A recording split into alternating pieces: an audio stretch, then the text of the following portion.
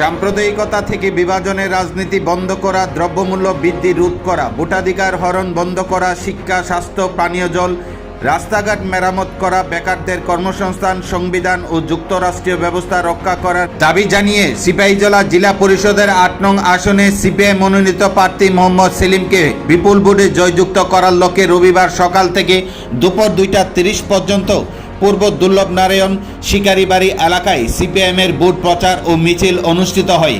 এই দিনের এই মিছিলে উপস্থিত ছিলেন সিপিআইএম মেলাগড় অঞ্চল কমিটির নেতৃত্ব এবং সোনামুড়া সিপিআইএম অঞ্চল কমিটির নেতৃত্বরা। আগামী ৮ আগস্ট ত্রিস্তর পঞ্চায়েত নির্বাচনে সিপিআইএম প্রার্থী মোহাম্মদ সেলিমকে বিপুল ভোটে জয়যুক্ত করার লক্ষ্যে এই দিনে মিছিল ও ভোট প্রচারে আওয়াজ তোলেন কর্মী সমর্থকরা। এদিনে সিপিএমের ভোট প্রচার ও মিছিলে সিপিআইএম কর্মী সমর্থকদের উপস্থিতি ছিল লক্ষণীয়, পাশাপাশি এলাকার জনগণের কাছ থেকে ব্যাপক সাড়া পেয়েছে বলে সংবাদ মাধ্যমে এই নিয়ে বিস্তারিত আলোচনা করে। জেলা পরিষদের ৮ নম্বর সিট সিপাহীজলা জেলার সিপিআইএম প্রার্থী মোহাম্মদ সেলিমের সমর্থনে পূর্ব দুর্লভনারায়ণ শিকারিবাড়ি এলাকায় বাড়ি বাড়ি প্রচার আমরা সংগঠিত করছি।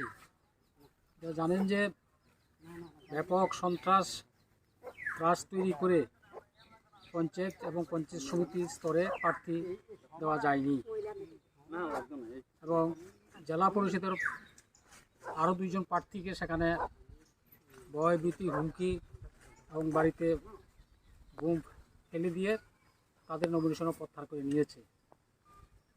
এই ৮ নম্বর সিটে মোহাম্মদ সেলিম গত ৩ দিন ধরে ব্যাপক জনসংযোগ সেখানে সংগঠিত করছেন।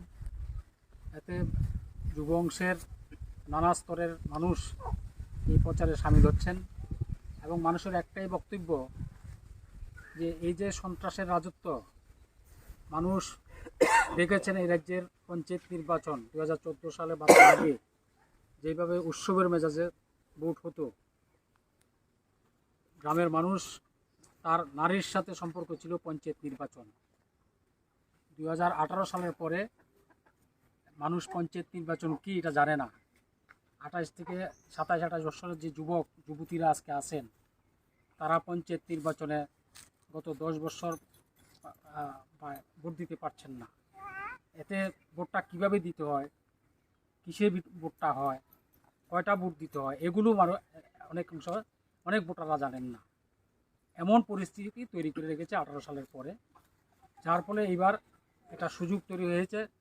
এই সুযোগকে কাজে লাগিয়ে মানুষ এই যে ভোট না দেওয়ার যে ষড়যন্ত্র, এটাকে প্রতিহত করে সেখানে মানুষ ভোট দেওয়ার জন্য ব্যাপকভাবে প্রস্তুতি গ্রহণ করছে এবং ব্যাপক মানুষের সেখানে সারা পরিলক্ষিত হচ্ছে।